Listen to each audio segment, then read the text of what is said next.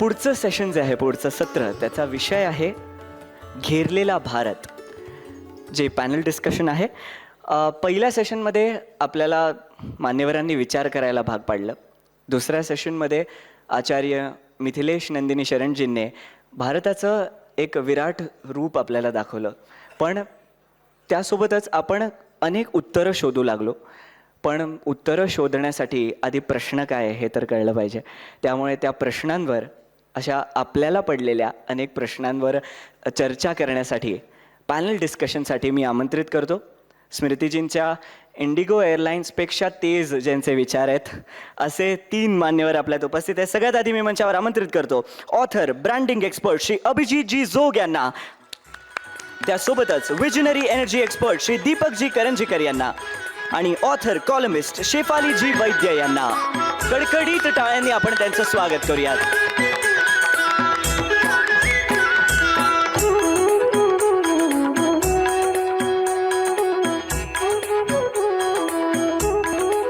खूप खूप धन्यवाद. मी पुढील सूत्र माननीय अभिजितजी जोग यांच्याकडे सुपूर्द करतो. नमस्कार. घेरलेला भारत हा आपला आता विषय आहे आणि भारत इतिहास काळापासून आजपर्यंत नेहमीच घेरला गेलेला आहे. तो का घेरला गेला आपण बघूया थोडक्यात. की जगावर, संपूर्ण जगावर आपलंच प्रभुत्व असावं असं मानणाऱ्या ज्या काही शक्ती आहेत, निरंकुशतावादी शक्ती असं आपण त्यांना म्हणू, आसुरी शक्ती असंही म्हणू शकतो, की बाकी कोणी नकोच, माझंच सगळ्या जगावर वर्चस्व असलं पाहिजे. या शक्तींच्या मार्गातला सगळ्यात मोठा अडथळा म्हणजे भारत आहे. त्यांना हे पक्क माहिती आहे की आपण जोपर्यंत भारताला संपवत नाही तोपर्यंत आपलं हे स्वप्न कधीच पूर्ण होणार नाही. आणि हा जो भारत विरोधाचा प्रवास आहे हा कसा झाला आणि आज तो कुठल्या परिस्थितीत आहे याचा आपण आढावा घेण्याचा प्रयत्न करणार आहोत. तर मी शेफाली तुला पहिल्यांदा विचारतो की आजच्या घडीला भारत कशा प्रकारे घेरला गेला आहे आणि कोणामुळे घेरला गेला आहे आणि त्याचे काय परिणाम होत आहेत असं तू सांगावंस. अभिजित, खूप छान प्रश्न विचारलास. पण विषयाला सुरुवात करण्याआधी मी ऑडियन्सची माफी मागते, कारण मी क्युरेटर असले तर यावर्षी माझी तब्येत बरीच बरी नव्हती अथक प्रवासामुळे. त्याच्यामुळे मी सगळे सेशन्स नाही अटेंड करू शकले. त्याच्याबद्दल दिलगीर आहे. आणि स्मृतीजींचं सेशनसाठी मी खरोखरच तयारी केली होती, पण दुर्दैवाने त्या येऊ शकल्या नाहीत. पण त्यांनी मला प्रॉमिस केलं आहे की त्या पुढच्या वर्षी जरूर येतील. त्याच्यामुळे आपण फक्त 1 वर्ष कळ काढूया. आता अभिजितने विचारलं की भारत हा घेरला गेलेला देश आहे आणि त्याने जसं सांगितलं की फार प्राचीन काळापासून हा देश घेरला गेलेला आहे आणि म्हणूनच सोने की चिडिया असं भारताचं जे वर्णन केलं होतं. कारण आपल्याकडे अमाप समृद्धी होती आणि जी आता सगळ्यांनी मान्य केलेली आहे. म्हणजे पाश्चात्य देशातले जे इकॉनॉमिस्ट आहेत त्यांनी सुद्धा हे मान्य केलेलं आहे की एकेकाळी जगाच्या अर्थव्यवस्थेमध्ये भारताचं जो सहभाग होता तो जवळजवळ 80% आसपास तो सहभाग होता. इतका भारत समृद्ध होता. आणि भारतामध्ये जे वेगवेगळ्या वेळेला परदेशी प्रवासी येऊन गेले त्यांनी सुद्धा असं सांगितलं आहे. ट्रॅव्हर्नियर नावाचा माणूस होता. मी थोडीशी पार्श्वभूमी सांगते before coming to the present. तर तो एक फ्रेंच व्यापारी होता आणि त्याने भारतामध्ये येऊन, तो कपड्यांचा व्यापारी होता, त्याने भारतामध्ये येऊन वेगवेगळ्या ठिकाणी खूप प्रवास केला आणि इथले सगळे, आणि जो माझ्या विशेष आवडीचा विषय आहे हातमागावरचं वस्त्र, अशा बऱ्याच विविंग क्लस्टर्सचा त्याने अभ्यास केला. आणि त्याच्या आधीही तो बरेच देश फिरून भारतामध्ये आला होता आणि त्याने त्याचं खूप तपशीलवार वर्णन लिहून ठेवलं आहे. त्याच्यामध्ये त्याने असं म्हटलं आहे की भारताच्या आधी तो ज्या ज्या देशांमध्ये गेला, म्हणजे युरोपमधले बाकीचे देश किंवा मध्यपूर्वेतले देश, ह्या सगळ्या देशांमध्ये, त्या देशांमधले सगळ्यात श्रीमंत जे लोक होते, सगळ्यात एलिट, म्हणजे ज्याला आपण आज पेज 3 पीपल जे म्हणतो, असे त्या राज्यातले, त्या देशातले सगळ्यात श्रीमंत जे लोक होते ते त्यांच्या जेवणामध्ये फक्त भारतीय मसाला वापरायचे, त्यांच्या अंगावरती फक्त भारतात विणलेली वस्त्र असायची आणि त्याच्यासाठी कितीही पैसा मोजायची त्यांची तयारी होती. इतके भारतीय वस्तू आणि इतकी भारतीय वस्त्र मौल्यवान होती. त्यावरून आपण कल्पना करू शकतो की भारताची त्या काळातली व्हॅल्यू, इकॉनॉमिक व्हॅल्यू ही किती होती. त्याशिवाय आपल्याकडे संस्कृती होती, त्याशिवाय आपल्याकडे गणित होतं, त्याशिवाय आपल्याकडे भूगोल होता, त्याशिवाय आपल्याकडे विज्ञान होतं. हे तर सगळं आत्ता बहुतेक सगळ्यांनाच माहिती आहे. आणि आपण ज्या संस्कृतीच्या गोष्टी सिविक्समध्ये वाचतो ती so called Indus valley civilisation, जी इंडस व्हॅली सिव्हिलायझेशन नाही आहे, जी खरं तर सरस्वती नदीच्या तीरावरची संस्कृती आहे, म्हणून त्याला म्हणायचंच झालं तर आपण सिंधू सरस्वती संस्कृती असं म्हणू शकतो. अशा संस्कृतीमध्ये जिथे हजारो वर्षांपूर्वी चांगले पक्के रस्ते होते, भाजलेल्या विटांनी बांधलेली घरं होती, जिथे अंडरग्राऊंड सुवेज होती, जी आजसुद्धा भारतातल्या बऱ्याच शहरांमध्ये नाही आहे. आणि ती नाही आहे कारण मी त्या प्रश्नाच्या उत्तराकडे येते, कारण भारताला इतक्या जळवांनी आजपर्यंत शोषून घेतलं आहे बाहेरच्या जळवांनी. त्यामुळे एकेकाळी अतिशय समृद्ध असलेला आपला देश हा जेव्हा ब्रिटिश सोडून गेले तेव्हा आपली परिस्थिती खरोखर बिकट होती. आणि ह्या इतक्या फॉरेन इन्व्हेजन्समुळे आणि हे आक्रमण केवळ आपल्या साधनसंपत्तीवरती नाही झालं, साधनसंपत्तीवरती तर झालं, आपल्या इथलं धन लुटून बाहेर नेण्यात आलं. आणि त्याच्याबद्दल खूप लोकांनी लिहिलेलं आहे की ब्रिटिशांनी कसं भारताला लुटलं आणि अक्षरशः भारताला कंगाल केलं. पण आपल्यावरती जे अटॅक्स झालेत, आपल्यावरची जे हल्ले झालेत, ते केवळ आपली इथली साधनसंपत्ती नेण्यासाठी नाही झालेत, तर ते हल्ले जे झालेत ते आपल्याला मानसिकदृष्ट्या गुलाम बनवण्यासाठीही झालेत. त्यामुळे आपली संस्कृती, आपली भाषा, आपला पेहराव, आपलं जेवण, आपला योग, आपलं तत्त्वज्ञान, आपला धर्म, आपली संस्कृती या सगळ्याविषयी आपल्यामध्ये एक न्यूनगंड कसा रुजवता येईल ह्याची काळजी इतक्या वर्षांवरती आपल्यावरती जे राज्य केलं, आधी मुसलमान शासकांनी राज्य केलं, त्याच्यानंतर ब्रिटिशांनी राज्य केलं, मी ज्या भूमीतनं येते त्या गोव्याच्या भूमीत पोर्तुगीजांनी राज्य केलं. पण या सगळ्या बाहेरच्या शासकांनी ही खबरदारी घेतली होती की साधन संपत्ती आणि इकॉनॉमिक लूट तर करायची, पण त्याचबरोबर इथल्या लोकांना मेंटली गुलाम कसं बनवायचं, त्यांना मानसिकदृष्ट्या कसं आपल्या अंकित बनवायचं आणि त्यासाठी त्यांचा स्वबोध, त्यांचा स्वाभिमान ह्याच्यावरती कसा सिस्टमॅटिकली आघात करायचा आणि त्याच्यातनं त्यांना आपल्या मुळांपासनं हळूहळू तोडत राहायचं, हे त्यांनी ठरवून केलेलं आहे. म्हणजे जेव्हा पोर्चुगीज भारतामध्ये आले तेव्हा त्यांची अशी स्टेटेड पॉलिसी होती की आम्ही अशी प्रजा निर्माण करू, जी प्रजा म्हणजे त्यांनी ज्या पुरुषांना मारलं, त्यांच्या ज्या बायका मागे राहिलेल्या होत्या त्यांच्याशी त्यांनी पोर्चुगीज सैनिकांची लग्न करून दिली. आणि त्यांनी असं जाहीरच केलं की ह्या मिश्रविवाहातून जी निर्माण झालेली जी संतती आहे ती दिसायला पोर्चुगीजांप्रमाणे असेल, दिसायला भारतीयांप्रमाणे असेल, पण विचारांमध्ये ती पोर्चुगीजांप्रमाणे असेल आणि त्यांना ते ज्या संस्कृतीतनं आले त्या संस्कृतीविषयी घृणा कशी वाटेल ह्याचा त्यांनी खूप खोलवरती विचार करून त्याच्याप्रमाणे त्यांनी पावलं उचलली होती. म्हणजे फॉर एक्झाम्पल फ्रान्सिस झेवियरने एका ठिकाणी लिहून ठेवलं आहे, हे मी सांगत नाही आहे, हे त्यांनी स्वतः लिहून ठेवलं आहे की मला सगळ्यात जास्त आनंद होतो, मी पॅराफ्रेज करते पण हे तुम्ही गुगलवरती सर्च केलं तर तुम्हाला ही कोट मिळू शकते. तर जेव्हा त्याने तिथल्या हिंदू लोकांचं, गोव्यातल्या हिंदू लोकांचं धर्मपरिवर्तन केलं तेव्हा त्याने असं लिहून ठेवलं आहे की मला सगळ्यात जास्त कशाचा होत असेल, सगळ्यात जास्त आनंद कशाचा होत असेल तर ज्या मुलांना मी कन्वर्ट केलं त्या मुलांना घेऊन मी त्यांची आधीची ती देवळं होती तिथे जातो आणि त्या देवळांमध्ये जाऊन ती मुलं त्या मूर्तींवरती थुंकतात, त्यांना पायदळीत उडवतात, मोठमोठे हातोडे घेऊन त्यांच्यावरती घणाचे घाव घालतात. त्यांना असं वागताना पाहून मला आयुष्यातला परमोच्च आनंद होतो. हे फ्रान्सिस झेवियरचं वाक्य आहे, माझं नाही. आणि हे तुम्ही गुगल करून स्वतः त्याचा पडताळा घेऊ शकता.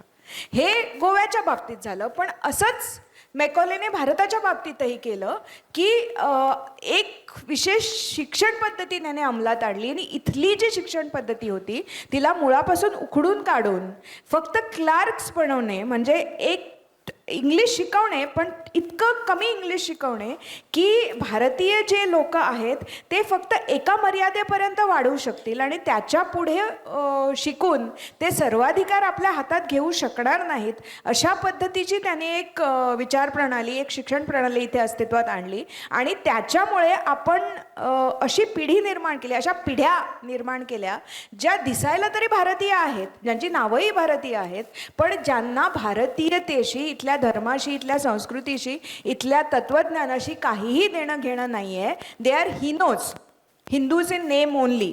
आणि त्या पिढीची जी काय म्हणू त्याला त्या पिढीचे जे वंशज आहेत ते आजही आपल्यामध्ये आज आपल्याला भरपूर दिसत आहेत आणि ते आपल्याला सगळ्या क्षेत्रात दिसत आहेत. ते आपल्याला अकॅडमियामध्ये दिसत आहेत, ते आपल्याला फिल्म क्षेत्रामध्ये दिसतात. थोडा थोडा बदल होतोय, नाही असं नाही. ते आपल्याला मीडियामध्ये दिसत आहेत, ते आपल्याला इतर धर्मीय तर आपल्यावरती टपून बसलेलेच आहेत. कारण जे अब्राहमिक जे पंथ आहेत म्हणजे इस्लाम आणि ख्रिश्चॅनिटी, त्यांचा मेन फोकसच हा धर्मप्रसारावरती आहे आणि त्याच्यामुळे त्यांच्यासाठी आपण खाद्यच आहोत.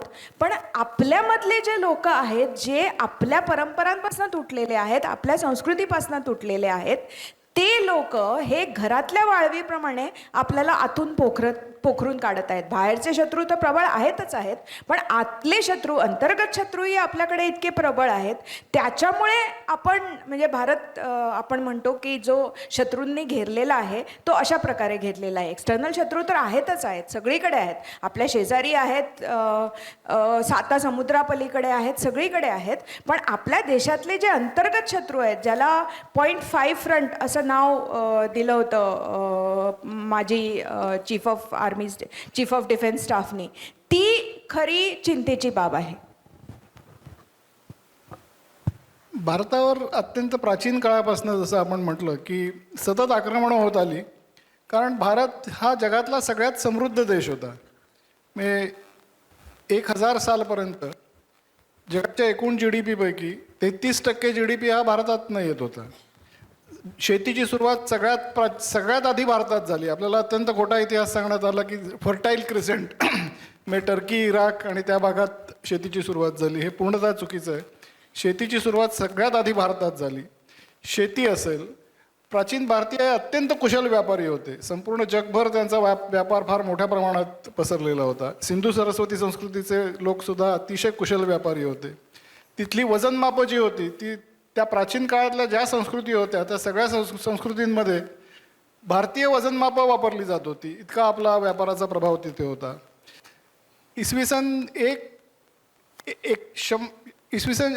पूर्व 100 ते इसवी सन पश्चात 200 या साधारण 300 वर्षात रोमबरोबर भारताचा इतका प्रचंड व्यापार होता आणि आपण त्यांना कापड, मसाले, धातू आणि इतर हिरे आणि इतर जड जवाहीर ही सगळी आपण उंची वस्तूंची निर्यात करायचो. जसं शेफालींनी सांगितलं की भारतीय वस्त्र जी होती ती तिथल्या फॅशन विश्वावर राज्य करत होती. तिथल्या रोमन सम्राटांच्या ज्या पत्नी होत्या त्यांना भारतीय वस्त्रच लागायची.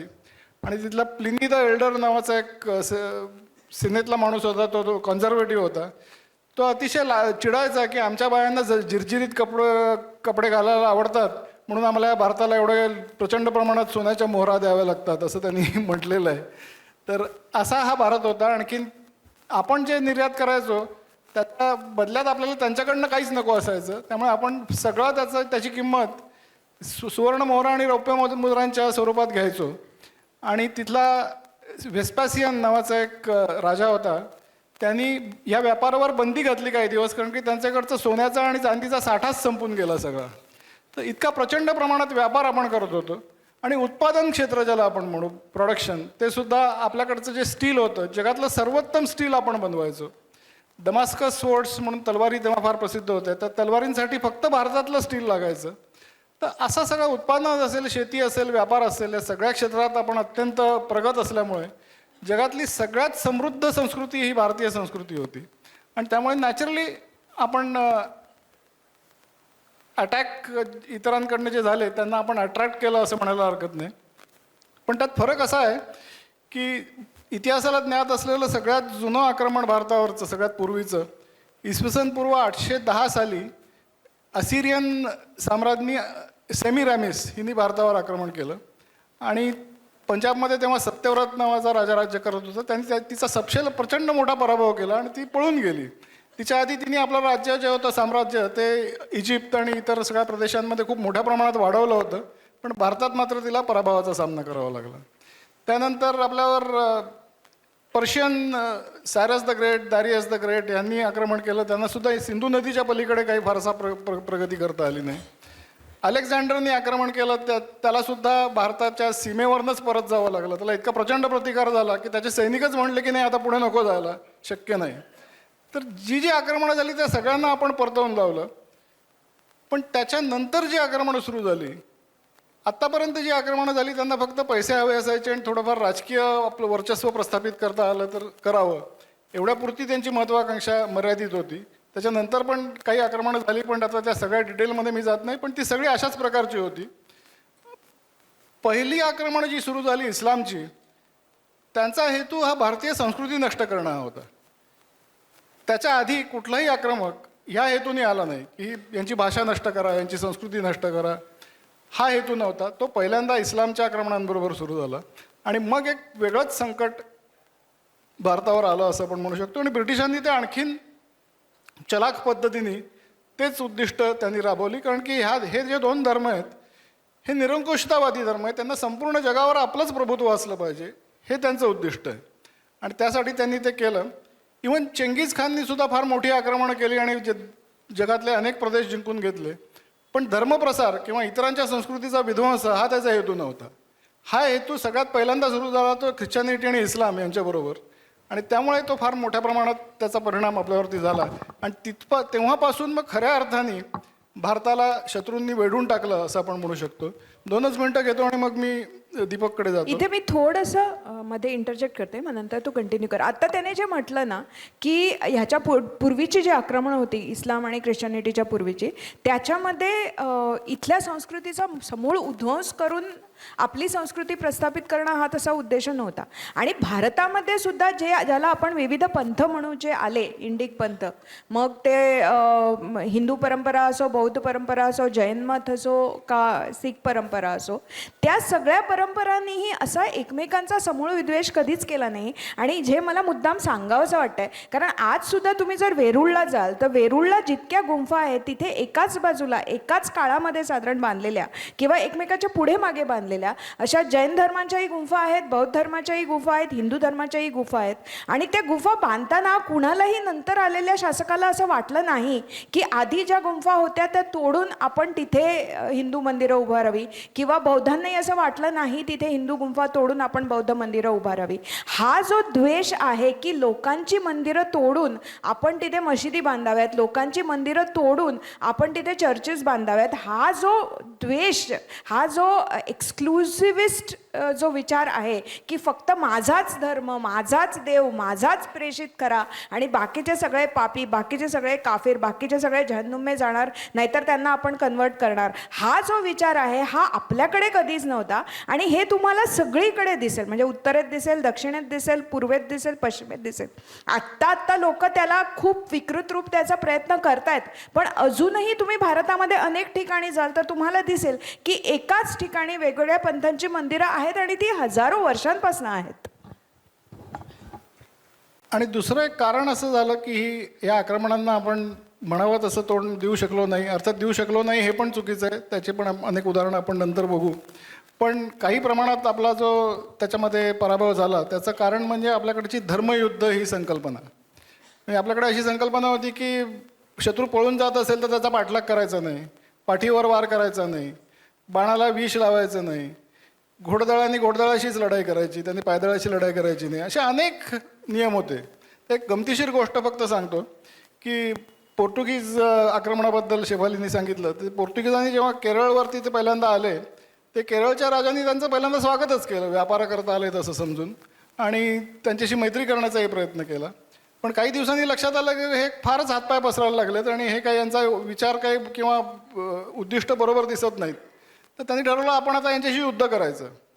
आणि एक जुनं डॉक्युमेंट सापडलं, त्याच्यामध्ये त्यांनाच एक पत्र पाठवलं होतं पोर्तुगीज लोकांना की आपण आता हे जे ग्राउंड आहे तिथे आपलं युद्ध होईल, आम्ही सकाळी ड्रम्स किंवा नगारे वाजवायला सुरुवात करू, मग तुम्ही पण ते वाजवा, मग तुमच्या सेनेने यायचं, आमची सेना येणार, मग आपण युद्ध करायचं, मग संध्याकाळी सूर्योदयानंतरच युद्ध सुरू होईल आणि सूर्यास्त झाला की पुन्हा आपण ड्रम्स वाजवायचे, मग तिथे युद्ध थांबेल. मग इकडे शेजारी शाळा आहे, त्यांना कुठलाही धक्का लागता कामा नये, तिकडे शेती करत असतील शेतकरी तर त्यांना कोणी हात लावायचा नाही, फक्त सैनिकांनी सैनिकांशीच लढायचं. तर त्याच्यावर पोर्तुगीज लोकांनी अशी कॉमेंट केली की अरे हे खेळाच्या स्पर्धा घेत आहेत की युद्ध करत आहेत. तर ही आपल्याकडची ही पद्धत असल्यामुळे धर्मयुद्ध जर दोन्ही बाजू पाळत असतील तर ते धर्मयुद्ध ठीक आहे, पण एक पूर्णतः अधर्मी असेल, असुरी असेल, तर त्याच्याशी आपल्याला धर्मयुद्ध करून जिंकणं शक्य नाही. म्हणजे विल ड्युरांट नावाचा एक इतिहासकार आहे, त्यांनी म्हटलंय की बार्बारिक लोक आले की त्यांच्यासमोर सभ्यता टिकू शकत नाही. हे अतिशय विदारक वास्तव आहे असं विल ड्युरांट म्हणतो. भारताच्या बाबतीतच त्यांनी म्हटलंय. भारतावर जी इस्लामची आक्रमणं झाली त्याबद्दलच त्यांनी हे म्हटलेलं आहे. तर ही जी सगळी परंपरा आहे आणि नंतर या धर्मयुद्धाच्या संकल्पनेचं पुढे थोडंसं बावळटपणात रूपांतर झालं की काय असंही आपल्याला म्हणायला हरकत नाही, की अहिंसेचा अतिरेक ज्याला आपण म्हणू तसंही झालं. आपल्या परंपरेत हिंसेला कधीच मज्जाव नव्हता, फक्त आपण विनाकारण हिंसा कधी केली नाही. म्हणजे माइंडलेस व्हायलन्स ज्याला आपण म्हणतो तसं आपण कधीच केलं नाही. आपण धर्मरक्षणासाठी हिंसा केली. आपण इतरांचं राज्य संपवण्यासाठी, इतरांची संस्कृती संपवण्यासाठी कधीही हिंसा केली नाही. राजसूय यज्ञ असेल किंवा अश्वमेध यज्ञ असेल, त्याच्यात सगळ्या राजांना पहिल्यांदा निमंत्रण दिलं जायचं. त्यांनी येऊन भेटी वगैरे दिल्या आणि तुमचं बहुमत्व मान्य केलं तर मग पुढे भांडण किंवा युद्धाची काही गरज नाही. जे करणार नाहीत जाऊन त्यांच्याशी युद्ध करायचं, त्यांना सार्वभौमत्व मान्य करायला लावायचं. पण तिथला राजा समजा त्या युद्धात मारला गेला तर त्याचं राज्य आपल्या साम्राज्याला जोडून घ्यायचं अशी पद्धत नव्हती. तर त्याच्याच मुलाला राज्यावर बसवायचं आणि त्यांनी एक वॅसल स्टेट म्हणून खंडणी वगैरे द्यावी, आणखीन आपलं वर्चस्व मान्य करावं, एवढंच त्याच्यामध्ये हेतू असायचा. म्हणजे माइंडलेस व्हायलन्स हा प्रकार आपल्याकडे कधीही नव्हता. तर ह्याचा पुढे परिणती आणखीन बघता बघता ती जर अहिंसेच्या अतिरेकात झाली असेल तर त्यांनी सुद्धा आपलं काही प्रमाणात नुकसान झालं असं म्हणायला हरकत नाही. आता मी ह्या सगळ्या पार्श्वभूमीवर दीपक तुला असं विचारतो की ह्या सगळ्याचा परिणाम लक्षात घेता आपली जी मानसिकता बनली आहे त्या मानसिकतेचा विचार करता भविष्यात आपल्याला आता कुठल्या गोष्टी फेस करायला लागतील आणि त्याला आपण कशा प्रकारे पुढे जाऊ शकतो, त्यात आपल्याला आपल्या स्वतःमध्ये काय बदल केले पाहिजेत, या सगळ्या गोष्टीवर तू थोडासा प्रकाश टाकावास. खरं तर सकाळचं सेशन पहिलं इतकं झणझणीत झालं आहे, त्यानंतर एक अतिशय मोठं आत्मबोधाचं सेशन झालं आचार्यांचं. त्यानंतर तुम्हाला असं वाटू शकतं हरलेला घेरलेला भारत हे काय विषय घेतला. त्याचं कारण असं आहे, हे जरी आपण हा विषय आत्ता बोलत असू, प्रश्न कळलेच पाहिजे. नुसते आपल्या अभिमानावर आपण जगू शकत नाही. प्रश्न काय भेडसावतील ते कळले पाहिजे. काल आपण ते पाहिले. दुसरं मला असं वाटतं की हे जरी मी आत्ता काही प्रश्न मांडणार असलो उद्याचे, तरी माझा एका श्रीकृष्णाच्या वचनावर फार मोठा विश्वास आहे, श्रद्धा आहे किंवा माझी धारणा आहे, ते म्हणजे यदा यदा हि धर्मस्य. आणि त्याचं कारण सांगतो. भगवान श्रीकृष्ण, विवेकानंद, छत्रपती शिवाजी महाराज आणि नरेंद्र मोदी अशी एक लाईन आहे आणि हे एकरेषीय आहे. तुम्ही या प्रत्येक माणसाच्या आयुष्याच्या अगोदरची परिस्थिती बघा. त्यावेळेचं हस्तिनापूरचं साम्राज्य कृष्णाने जेव्हा हे केलं की त्याच्यावर मात करण्याचं जे काय गणित त्यावेळेचं ते फार मोठा तो संघर्ष होता. विवेकानंद जेव्हा जाऊन उभे राहिले तेव्हा म्हणजे ते जी परिषद होती ती तिथल्या ख्रिश्चनांच्या सगळ्या संपत्तीचं, त्यांनी त्यावेळेला काही लावलेल्या शोधाचं याचं प्रदर्शन होतं. त्याच्या बाजूला 3 हॉल भरून तिथे विवेकानंद गेले आणि ते नुसतं माय डिअर सिस्टर्स आणि ब्रदर्स असं म्हणून आपण जे ऐकतो तेवढंच नाही म्हणले.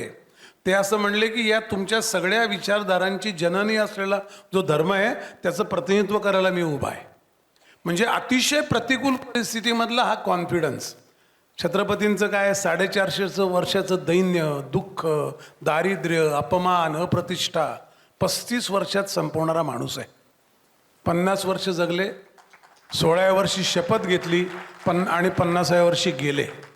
जगातल्या 56 योद्ध्यांमध्ये तुम्ही हानिबलपासून सुरुवात करा, अलेक्झांडर, चेंगीज खान, हा अभ्यास मी केला आहे म्हणून ठामपणे सांगतो. एक नेपोलियनवर 40,000 पुस्तकं आहेत, पण हे सगळे शिवाजी महाराजांच्या 10% नाहीत. या सगळ्यांच्या परिस्थिती ज्यात ते आले आणि त्यांनी जे निर्माण केलं, शिवाजी महाराजांनी निर्माण केलं ते 144 वर्ष टिकलं मराठा साम्राज्य. आणि ते गेलं तेव्हा इंग्रज आलेत, लक्षात ठेवा. त्याच्यानंतर शिवाजी महाराज नंतर राजा नाही, सिंहासन नाही, गड नाही, राजधानी नाही, अशा वेळेला ती फौज 27 वर्ष लढली आहे आणि त्या मुघल बादशाला पराभूत केलं आहे. हे पेरून जाणारी माणसं, आणि मी त्या याच्यात मुद्दामून पंतप्रधानांचं नाव घेतलं. सकाळी खूप हॉट डिबेट झाली आणि अभिजितचं मी अभिनंदन पण करीन की तो खरं प्रोटोगोनिस्ट आणि नॉन प्रोटोगोनिस्ट नाटकाच्या भाषेतली अशी ती डिबेट होती. पण अभिजितने बऱ्यापैकी आपला मुद्दा लावून धरला आणि मला वाटतं ते असं आहे, कारण नाही काल मानलाच पाहिजे ना. कारण मी एक नक्की सांगतो आणि त्या विषयात मी जात नाही, फक्त एवढं सांगतो की कुठल्याही डिसिजनच्या मागची एक निर्णय प्रक्रिया असते. तुम्हाला 370 गेलं हे टेबलावर बसून 11 वाजता ठरलं आणि 12ला गेलं असं झालं नाही. 5 ऑगस्ट 2018ला अमित शहा जेव्हा अध्यक्ष होते भाजपचे, तेव्हा त्यांच्या घरी एक बैठक झाली होती आणि त्या बैठकीला अजित डोभाल हजर होते. ती बैठकीत काश्मीरचं त्यावेळेला असलेलं भाजप सरकारमधले उपमुख्यमंत्री आणि 2 मंत्री होते. म्हणून असुद्दीन ओवैसीने त्या दिवशी चालू असलेल्या लोकसभेमध्ये 0 प्रहरात प्रश्न विचारला होता की नॅशनल सिक्युरिटी ॲडवायझर एक पार्टी के प्रेसिडेंट के घर क्या कर रहा है. त्यामुळे त्याला 1 वर्ष लागलं जे काय घडलं त्याला. ती तयारी असते. आता जे विषय सगळे सकाळी आले त्याला वेळ लागेल, पण विश्वास ठेवा, यदा यदाही धर्मस्थ याचं प्रत्यय देणारा हा माणूस आहे नरेंद्र मोदी. हे लक्षात ठेवा. अजून कदाचित 40 वर्षानंतर आपल्याला ते लक्षात येईल किंवा 100 वर्ष झाले असतील तेव्हा की यांचं योगदान काय. तर त्यामुळे घेरलेला भारत आहे का? नक्की आहे. आत्ता आपण जगाच्या चालवणाऱ्या, माझ्या घातसूत्रामध्ये म्हटल्याप्रमाणे किंवा आता ते प्रचलित होत चाललं आहे, जे अजेंडा जगाचा चालवतात त्यांची एकच स्वप्न आहे, ते म्हणजे वन वर्ल्ड ऑर्डर. तुम्हाला खोटं वाटेल, 9/11 झालं त्यावेळेला जेव्हा ट्विन टॉवर्स पडले ना, त्यानंतर 2 वर्षामध्ये मी ते घातसूत्राचं लिखाण सुरू केलं, अभ्यास सुरू केला. तेव्हा मी म्हणलं होतं हे वन वर्ल्ड टॉवर उभा करतील बघा. ते आत्ता जो टॉवर उभा आहे ट्विन टॉवर पाहिजे, त्याचं नाव वन वर्ल्ड टॉवर असं नाव आहे त्याचं. त्या टॉवरचं एकच टॉवर उभा केला आहे 2 त्या मनोऱ्यांच्या जागी. तो वन वर्ल्ड टॉवर आहे.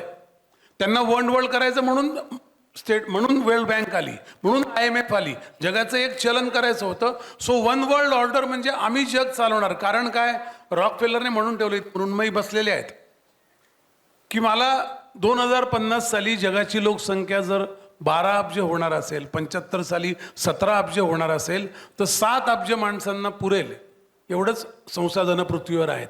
त्यामुळे 7 अब्जापेक्षा जास्त माणसं जगणं चांगलं नाही, जगू देणार नाही. त्याचा अजेंडा आहे, त्याचं डॉक्युमेंट आहे. ही स्टोरी सांगत नाही मी कुठली पुराणातली.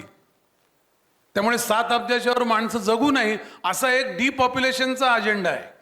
आणि त्याचे जे हत्यार आहेत, त्याचं एका हत्याराचं नाव आहे ग्लोबल मार्केट फोर्सेस. दुसरं हत्यार बघा, दुसरी 2 हत्यारं त्याला कशी जोडली आहे. एक आहे रॅडिकल इस्लाम आणि तिसरं आहे एव्हिंजलायझेशन. या 3 हत्यारांची एकत्रीकरण झालेलं आहे. खरं एक भांडवलशाही आहेत, एक धर्मांध आहेत आणि एक कुशावरच काही विश्वास नसलेले आहेत, फक्त मार्केट बाजार बघणार आहेत, आचार्यांनी सांगितलं तसं. तर या तिघांचं भारतावर आक्रमण सुरू झालं आहे. कारण भारत आता दखल घ्यायच्या टेबलावर आला आहे. भारत कधीच नव्हता आत्तापर्यंत, आणि तो नव्हता तर नव्हता. मी राजकीय बोलत नाही. नरेंद्र मोदी हे या परंपरेतले गृहस्थ आहे. मी सांगतो ते राजकीय विधान नाही, ते सांस्कृतिक विधान आहे. त्यामुळे ते सांस्कृतिक त्याच्याने सांगतो. भारत कधीही समाज म्हणून, एक एकवटलेला समाज म्हणून, एक लोकसंख्या लोकवस्ती म्हणून, किंवा एक ज्याला आपण संस्कृती म्हणता येईल असा टेबलवर इतक्या प्रभावीपणे कधी आला नव्हता. तो आत्ता आला आहे आणि तो या तिन्ही फोर्सेसच्या, हे तिन्ही फोर्सेस आपल्याला घेरणार आहेत. मग ते भूभागाचं घेरणं असेल, आपल्या बाजूला घडलेला बांगलादेशमधला तो जो पट सगळ्याला उधळून लावला हसीनाचा, ती चाली असतील, म्यानमारमधलं निघालेलं लोकशाहीचं सरकार गेलं असेल, नेपाळमध्ये घडत आणलेली आणि आपण परतवून लावलेली क्रांती असेल, पाकिस्तानमधला आत्ता चालू असलेला विद्रोह असेल, श्रीलंकेमधल्या हंबनटोटाचं चायनाने 99 वर्षाच्या करारावर घेतलेलं, चालवायला घेतलेलं ते, आणि जगातले 55 बंदरं असतील. कारण एक मात्र नक्की आहे, 9/11 जेव्हा घडलं तेव्हा अमेरिकेने आपली जगातली मेडिएटर किंवा आपल्या भाषेत मांडवली करणारा ही पोझिशन गमावली. अमेरिका पार्टी झाली, ती एक बाजू झाली. ते बिन लादेनने पाडलेलं नसलं तरीसुद्धा ट्विन टॉवर, अमेरिका एक जगातली एक बाजू झाली. आणि त्यानंतर या शतकातल्या शक्तीचा शोध सुरू झाला. चीनने पहिल्या दशकात 10% GDP वाढ नोंदवलेली आहे. त्यामुळे चीन पुढे गेला. उद्याचं जिओ पॉलिटिक्स बघताना चीन आणि भारत एवढाच संघर्ष आहे हक्क म्हणून. अमेरिका नामशेष होत नाही याचं कारण मी अनेक वेळा सांगितलंय. बऱ्याच लोकांनाही प्रश्न पडतील, नंतर येऊ नये प्रश्न आणि वेळ जाऊ नये म्हणून आत्ताच सांगतो. अमेरिकेचे जे करन्सी आहे, अमेरिकेचा GDP 32 ट्रिलियन आहे. अमेरिकेवर कर्ज 38 ट्रिलियन आहे. ट्रेझरी बॉन्डचे पैसे काढले ते 145 ट्रिलियन कर्ज आहे, सगळे त्यांचे रोख्यांची किमती काढल्या तर. तरी करन्सी एवढी स्ट्रॉंग का? तर ती जगातल्या 2 मोठ्या कमोडिटीला जोडलेली आहे, तेल आणि सोनं. त्यांचे व्यवहार फक्त डॉलरमध्ये होतात, म्हणून ती अत्यंत हायेस्ट ट्रान्झॅक्शनल कमोडिटीला जोडल्यामुळे ती स्थिर आहे. ब्रिटिश पाऊंड का बरं स्थिर आहे? मेड इन इंग्लंड काय आहे सध्या? मेड इन इंग्लंडची अवकात काय सध्या? काही नाही. पण ब्रिटिश पाऊंड हा सगळ्या मरीटाईम व्यापाराला जोडलेला आहे. त्यामुळे या करन्सी आर्टिफिशियली फ्लोट होतात, कारण त्या ट्रान्झॅक्शनल हायेस्ट करन्सी आहे. आत्ता जेव्हा भारताचं झालं ना की रशिया, आत्ता पुतीन गेले, त्यात एक करार असा झाला आहे, डिटेल येतील अजून, की जवळपास 80% व्यापार हा रुपल आणि रुपयात होईल याच्या पुढचा, भारत रशियाचा, जो फार मोठा व्यापार आहे. आणि तो वाढत जाणार, कारण मी रुपयात जर करू शकलो तर मला इंटरनॅशनल करन्सीच्या बॅलन्सची गरज नाही. मला परकीय गंगाजळीची गरज उरत नाही. काही दिवसानंतर माझी करन्सीच परकीय गंगाजळीसारखी मी वापरू शकतो. तर हे भारताला इकॉनॉमिकली घेरणार, ग्लोबल मार्केट फोर्सेस घेणार, कारण आपल्याला इन्व्हेस्टमेंट हवी आहे. कुठलाही FDI हे फायद्याशिवाय येत नाही. तुम्हाला साधं उदाहरण देतो. तुमच्या घरात जर पाणी कमी पडत असेल बिल्डिंगमध्ये आणि तिथे टँकर आणायचा असेल, तर तो टँकरवाला 2 दिवस येतो, मग तुम्हाला सांगतो पाणी टाकायचं सर, ते जरा कंपाऊंड काढा, ते गेट बदला, माझं ट्रक फिरत नाही. हे जे बदल तो करायला लावतो, इतक्या साध्या उदाहरणातनं सांगतो, तेव्हा कुठलीही FDI तुम्हाला देशांच्या धोरणात बदल करायला लावते, तुमच्या स्ट्रक्चरमध्ये बदल करायला लावतं. मोदी ते करत नाही आहेत, हे नशीब समजा. अमेरिकेचा करार 1 मिनिटात झाला असता आणि टेरिफचं सावट आलं नसतं, पण त्याच्यामध्ये आपल्या देशामध्ये जे बियाणं आलं असतं शेतकऱ्यांकरता, ते पेटंटेड बियाणं असतं, ते सॉफ्टवेअर होतं, ते बियाणं नव्हतं. आपली जमीन तर बंजर झालीच असती, पण दक्षिण अमेरिकेसारख्या राष्ट्रांसारखं आपण त्यांच्या गुलामीत पडलो असतो. हे नुकसान शेतकऱ्यांचं मोदींनी होऊन दिलेलं नाही. हे लोकांना कळत नाही, आणि पक्ष म्हणून ते त्यांचा पक्ष का सांगत नाही, हे मला सगळ्यात मोठं पडलेलं सध्याचा पेच आहे. पण त्यांचे नशीब नरो. मला एवढंच म्हणायचं आहे की भारताला घेरणाऱ्या शक्ती अधिक प्रबळ होत जातील याची मानसिक तयारी ठेवा. कुंभामुळे बळ येत असेल तर जरूर कुंभात आपण उभं राहिलंच पाहिजे, आणि त्याची कारणं पण आचार्यांनी सांगितली. पण आपल्याला अवेअर असलं पाहिजे. आपला आराईज आणि त्याच्यानंतरचा ॲक्ट या 3 पदरी प्रवास तेव्हाच होईल जेव्हा आपण अवेअरच्या पायरीवर नीट उभे असू. पेपरच्या बातम्या वाचताना अर्थकारणाचं काय घडतं, युक्रेनचं युद्ध हे भारताला फायद्याचं का तोट्याचं, अमुक अशा विचारवंतांच्या टीव्हीवरच्या भांडणाच्या कार्यक्रमात भाग घेऊ नका, त्यात वेस्ट करू नका टाईम. तुमचं स्वतःचं चिंतन करा की असं का घडतंय, त्याचा आपल्यावर काय परिणाम होतो. आणि आत्ता पुढची निदान 20 वर्ष आशियातला बॅलन्स हा सगळ्यात कळीचा मुद्दा आहे, आणि तो भारताला घेरण्याकरता चीन वापरतोय. चीनने ऑलरेडी एक प्रोजेक्ट लॉन्च केला आहे, त्याचं नाव आहे, त्याने नाव दिलं आहे ती साखळी ज्याला म्हणता येईल ना, ते आपल्या भारताच्या भोवती एक साखळी त्यांनी आपल्यावर संघर्षाची उभी केली आहे. आणि त्या साखळीतलं ग्वादार बंदर एक टोक आहे, हंबनटोटा दुसरं आहे, हे म्यानमारमध्ये घडलं आहे, बांगलादेशमधलं चितगाव पाहिजे ते आहे, मलेशिया यांच्याशी जे चाललं आहे अरबी समुद्रातलं, त्यांचे जे वाटाघाटी चालले आहेत तिथे ज्या पद्धतीच्या देशांना चीन मदत करतो ते आहे. आणि ते भारताला पूर्णपणे त्यांनी त्यांच्या घेरण्याची सगळी तयारी केली आहे. ते का करतोय चीन? कारण चीन आणि भारत यातला अंतिम संघर्ष आहे, आशियातवरच्या प्रभुत्वाचा आणि जगावरच्या प्रभुत्वाचा. कारण या 2 देशांकडे कन्झम्पशन मार्केट आहे, 146 कोटी आणि 140 कोटी, 280 कोटी, साधारणपणे 3 अब्ज लोकसंख्या या 2 देशात आहे. त्यामुळे जगाचं जे कन्झम्पशन आहे, जे प्रॉडक्ट होईल, जे उत्पादनं होतील, जे कुठेही काही बनेल, ते कन्झ्युम करण्याची शक्ती आज नसली तरी उद्या फक्त लोकसंख्येमध्ये असते. चीनला भारताकडून अजून एक धोका आहे भारताकडून, की भारत हा तरुण देश आहे, चीन हा वृद्ध होत जाणारा देश आहे.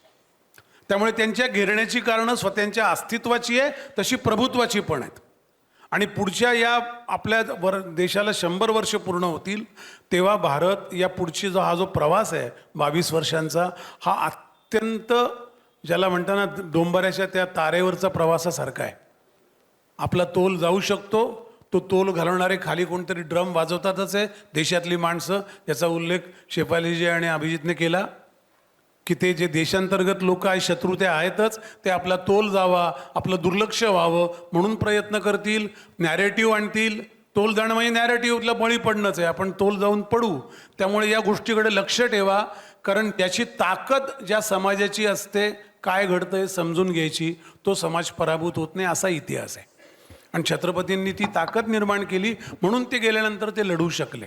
आत्ता तर आपल्याला आपले पंतप्रधान आहेत, त्यांनी दिलेला मार्ग आहे. आत्मनिर्भरमुळे अमेरिकेची काय पंचायत झाली याच्यावर एक वेगळं सेशन करता येईल, पण हा धोका आहे, तो धोका वेगवेगळ्या स्वरूपाने समोर येणार आहे. आणि अर्थकारण हे मुळात असतं, लक्षात ठेवा. बाकी सगळं पेरिफेरियल आहे, कोर अर्थकारण असतं. जगातल्या सगळ्या राजकारणाची, समाजकारणाची आणि आता त्यांनी आणलेल्या रॅडिकल इस्लाम आणि इव्हिंजलायशनच्या प्रोपोगंडामुळे संस्कृतीकरणाची सूत्र ही अर्थकारणात आहेत. आणि त्यामुळे भारत, कोणाला प्रश्न पडला असेल त्याचं पण उत्तर देतो, परत विचारून वेळ जाऊ नये म्हणून. लोकांना असा प्रश्न पडतोय सध्या की 8.2 आपली ग्रोथ रेट आहे या तिमाहीचा, तर रुपया का बरं कोसळतोय? रुपया कोसळण्याचे बेसिक कारण जे आहे, टेरिफ लावल्यामुळे काय झालं आहे, अमेरिका भारत आयात निर्यातीमध्ये आपण $35 बिलियन प्लस होतो. म्हणजे ट्रेड सरप्लस होता आपल्याकडे. आपण अमेरिकेकडून जे घेत होतो आणि जे पाठवत होतो ते पाठवण्याचं $35 अब्ज जास्त होतं. ते आत्ता मायनसमध्ये गेलं आहे. आपली पहिल्यांदा आयात निर्यातीच्या अर्ध्यावर आली आहे, त्यामुळे त्याचा रुपयावर येतो. आपल्या भारतातून जवळपास गेल्या 2.5 महिन्यामध्ये टेरिफचं हे सुरू झालं तेव्हापासून 1400 कोटीचं भांडवल निघून गेलं FDIचं. त्यामुळे हे सगळे टूल्स असतात, हे आपल्याला रोज कळत नाही, कारण आपल्या अन्नात रोज काही कमीपणा होत नाही, आपल्या दारासमोर रोज धांगडधिंगा होत नाही. पण हे हळूहळू देशाच्या, म्हणून आत्ता याच्यावर प्रेशर आहे. जेव्हा पुतीन आणि मोदी रुबल याचा जेव्हा करार करतात, त्याचं कारण हे असतं की अमेरिकन करन्सीला भारतीय करन्सी तोंड देऊ शकणार नाही, कारण ती सगळी सूत्र त्यांनी त्या आवळायला सुरुवात केली आहे. आणि त्यामुळे त्यांनी पर्याय शोधला. त्यामुळे मोदींनी जेव्हा तेल रशियाकडून घेऊन युरोपला आपण विकलं, तो पर्याय पण तसाच होता. एनर्जी सरप्लस पण आपल्याला करता आलं पाहिजे आणि शिवाय आपण 2 पैसे कमवले पाहिजे. आणि कारण भारतात एका वेळेला सगळं चालू आहे. मला असं वाटतं की हे सगळं करून परत मोदींना निवडून पण यायचं आहे. हो, आपण त्याचा नीट विचार केला पाहिजे की तुम्हाला सगळे याला तोंड द्यायचं आहे, अंतर्गत शत्रूला तोंड द्यायचं आहे. 82 नक्षलाईट कॉरिडॉर होते, 82 जिल्हे, ते 18 जिल्ह्यांवर आलेत. काम केल्याशिवाय होतं का या गोष्टी? तुम्ही काहीतरी उपाय करत असाल ना बसून तिथे. किती लोकांच्या हत्या झाल्या, याचं एक माझ्या नवीन पुस्तकात ते येईल. किती लोक मारली आहेत नक्षलाईटने, एवढी लोक युद्धात गेलेले नाहीत भारतात. सामान्य माणसं मारली आहेत, पोलीस मारले आहेत, सुरक्षाकर्मी मारले आहेत. हे सगळं अंतर्गत सडणं थांबवायचं, आंतरराष्ट्रीय आर्थिक दबावाला तोंड द्यायचं. आणि हे सगळं असताना परत भारतात दर 2 महिन्यांनी निवडणुका होतात, त्यात परत पक्ष निवडून आणायचा. या 3 आघाड्यावर काम करणं हे किती जिकरीचं असतं याचा त्यांच्या दिवसाचा एकदा अभ्यास करा. त्यांचा दिनक्रम बघा महिन्याभरातला काय असतो. आणि इतक्या विविध पातळीवर कोणी काम करू शकतं का राज्यकर्ता, किंवा याआधी कोणी इतिहासात केलं आहे का छत्रपती शिवाजी महाराजांपर्यंत? त्याचा विचार तुम्ही आपोआप करू लागाल. मी कंटिन्यू करू. आत्ता दीपकने जे सांगितलं तेच थोडं पुढे नेते. मगाशचं जे सेशन चालू होतं आनंद आणि अभिजितचं, ते मी आतून ऐकत होते, मी तेव्हाच आले होते. तुम्ही सगळे, आनंद माझा खूप चांगला मित्र आहे की नाही की गेलाय मला माहिती नाही आहे, पण आनंदने एक प्रश्न विचारला होता की तुम्हाला कोणाला वाटतं, म्हणजे त्याचा मतितार्थ असा होता की हे सरकार अँटी हिंदू आहे, त्यांनी हात वरती करावेत. तेव्हा किती जणांनी हात वरती केले होते बरं? सगळ्यांनी केले होते ना? कारण प्रस्थापिताविरुद्ध लढणं फार सोपं असतं आणि फार सिडक्टिव्ह असतं. आता तुम्ही मला सांगा, हे सरकार जर अँटी हिंदू असतं तर गोदावरी संवाद नाशिकमध्ये 3 वर्ष होऊ शकला असता का? प्रामाणिक उत्तर द्या. हे सरकार जर अँटी हिंदू असतं तर अयोध्येमध्ये मंदिर झालं असतं का? प्रामाणिकपणे उत्तर द्या. इतकी वर्ष या वादाचं भिजत गोंगडं पडून होतं. आता तुम्ही म्हणाल न्यायालयाचा निर्णय झाला वगैरे, पण तो न्यायालयाचा निर्णय व्हायला सुद्धा पंतप्रधान मोदी असावे लागतात.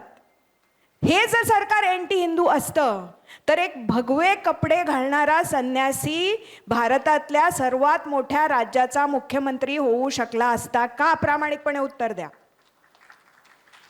हे जर सरकार अँटी हिंदू असतं तर आज एकूणच जो धर्मबोध झालाय समाजामध्ये, भारतामध्ये, आणि तो तुम्हाला प्रत्येक ठिकाणी दिसतो. आता लोक ऐकून घेत नाहीत.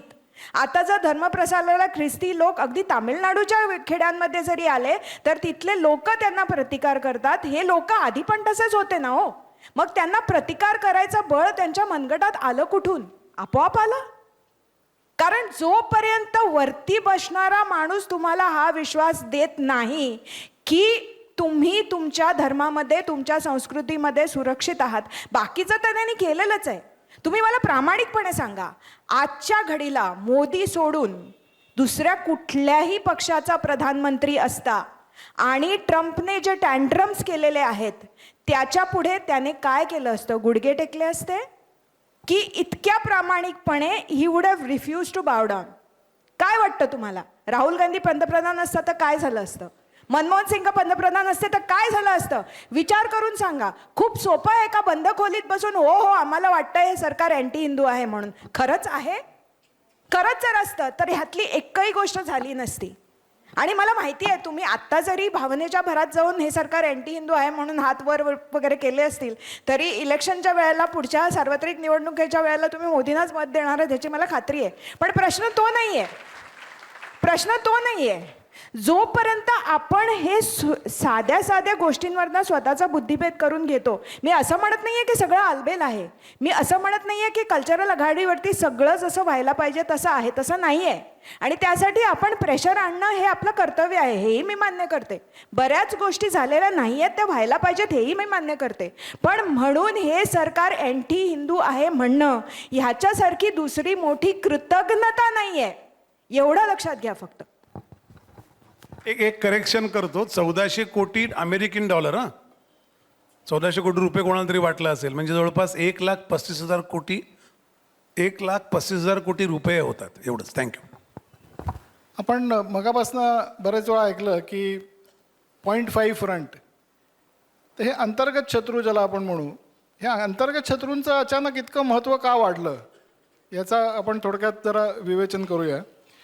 की ज्या दोन मोठ्या निरंकुशतावादी शक्ती आहेत, टोटॅलिटेरियन पॉवर्स, त्या दोघांनी आपली स्ट्रॅटेजी कशी बदलली हे आपण जर समजून घेतलं तर आपल्याला लक्षात येईल की हे अचानक अंतर्गत शत्रू हे प्रकरण कसं काय निर्माण झालं. ते पहिली आहे टोटॅलिटेरियन पॉवर, जसं दीपकनी सांगितलं की अमेरिकन डीप स्टेट. त्यांचं एकच म्हणणं असतं की जगातल्या सगळ्या देशांनी अमेरिकेच्या फायद्याची धोरणं आखली पाहिजेत. राजकीय धोरणं असतील, आर्थिक धोरणं असतील, त्यांनी इंडिपेंडंट स्वतःचा विचार केलेला त्यांना चालत नाही. माय कंट्री फर्स्ट असं जर कोणी विचार केला तर तो राज्यकर्ता त्यांना डोळ्यात खूप आला लागतो. आणि मग त्याचं सरकार उलथून टाकणं हे त्यांचं प्रथम उद्दिष्ट ठरतं. इतके दिवस पूर्वी हे काम CIA मार्फत केलं जायचं, जी त्यांची स्पाय एजन्सी आहे. त्याच्यामध्ये रक्तपात व्हायचा, उलथापालथ व्हायची आणि अमेरिकेची प्रतिमा खराब व्हायची. त्यांना आपली प्रतिमा ही आम्ही उदारमतवादी देश आहोत, आम्ही लोकशाहीवादी देश आहोत, आम्ही सगळ्या जगात लिबरलिझम आणि डेमोक्रेसी प्रमोट करतो, अशी त्यांना स्वतःची प्रतिमा करायची असल्यामुळे हा CIA जी उलथापालथ होती रक्तरंजित, ती त्यांच्यासाठी गैरसोयीची ठरत होती. म्हणून त्यांनी 80च्या दशकात साधारण असा विचार करायला सुरुवात केली की प्रत्येक देशात काही फ्रस्ट्रेटेड लोक असतातच. तर त्या फ्रस्ट्रेटेड लोकांना जर आपण हाताशी धरलं आणि त्यांना मोठं केलं, त्यांना मॅगसेसे अवॉर्ड द्या, त्यांना नोबेल प्राईज द्या, असं करून त्यांची प्रतिमा मोठी करा. आणि त्या देशातल्या लोकांना असं वाटलं पाहिजे की हेच आपले भाग्यविधाते आहेत. आणि असं करून त्यांच्या मार्फत त्या देशात अराजक पसरवायचं. पहिल्यांदा मागण्या निर्माण करायच्या, त्या मागण्या अशा करायच्या की त्या पूर्ण होणं शक्यच नाही. मग त्या मागण्या पूर्ण होत नाहीत म्हटल्यानंतर एक अँगर, आणखीन रिझेंटमेंट त्या देशामध्ये निर्माण करायची. त्याला जास्तीत जास्त खतपाणी घालायचं, त्या माणसाला मोठं करायचं आणि मग त्याच्यातनं फ्रस्ट्रेशन वाढलं, राग वाढला की त्याच्यावर काठी टाकणं सोपं असतं. अशा पद्धतीने तिथे हिंसा सुरू करायची, भडकवायची आणि ते सरकार त्यातनं उलथून पडलं पाहिजे. अशी अनेक उदाहरणं आपण बघितली. मी बांगलादेशचं आता नुकतंच उदाहरण बघितलं, नेपाळचं उदाहरण बघितलं. या गोष्टी आपोआप घडत नसतात. तर त्यांनी अशा प्रकारे हे काम करायला सुरुवात केली आणि त्याच्यामध्ये त्यांनी त्या देशातल्याच लोकांना हाताशी धरायला सुरुवात केली. आणि म्हणून हे अंतर्गत शत्रू हा जो आपण आज विषय परत परत बोलतो तो या स्ट्रॅटेजीमुळे निर्माण झालेला आहे की बाहेरून डायरेक्ट अटॅक करण्यापेक्षा आतमध्ये शिरून आतून पोखरून टाकायचं, ज्याला मी वाळवी असं माझ्या पुस्तकात म्हटलेलं आहे. तर ती स्ट्रॅटेजी यांनी ठरवली. आणि दुसरं एक उदाहरण देतो. दुसरी शक्ती म्हणजे मार्क्सवाद.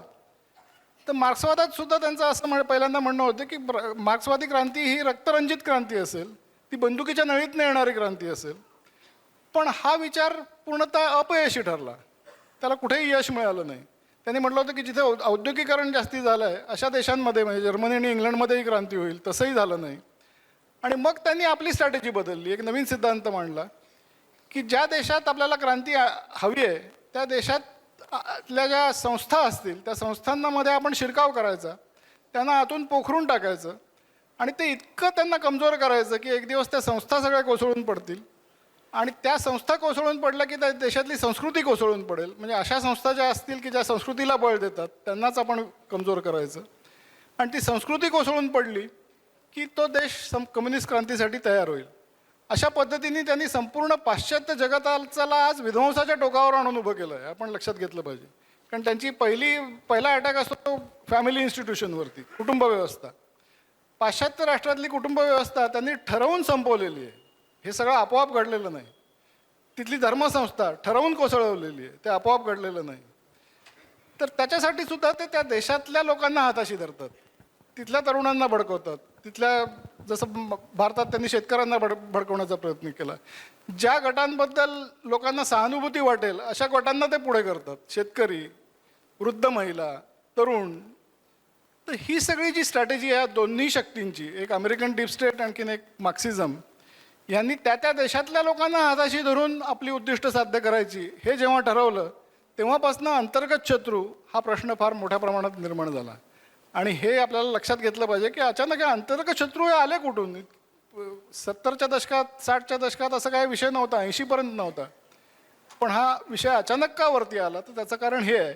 आणि म्हणून अंतर्गत शत्रूंशी लढणं हे सगळ्यात अवघड आहे असं आपल्याला लक्षात घेतलं पाहिजे. मला वाटतं आपली वेळ जर संपली. असेल फक्त तर एक सांगतो की जे आपण घेरलेला भारत काल आज उद्या असा विषय होता. काल घेरलेला भारत त्या सगळ्या आवर्तातून बाहेर आला आणि उभा राहिला. सोन्याचा धूर निघाणारा देश पुन्हा एकदा जगाची 4थ्या क्रमांकाची अर्थव्यवस्था म्हणून उभा आहे. त्यामुळे कितीही कोणी घेरू द्या, सजग राहा, अवेअर राहा, पण निराशेच्या गर्तेत जाऊ नका. आपण पुन्हा आपण परमवैभवम नेतुमेतत् स्वराष्ट्रम या आपल्या बिरुदाला जागू, आपण मोठे होऊ आणि आपण वैभवाकडे हा देश घेऊन जाऊ. फक्त सावध राहा एवढा एकच मी उपाय म्हणून विचारला होता म्हणून सांगतो, बाकी काही नाही.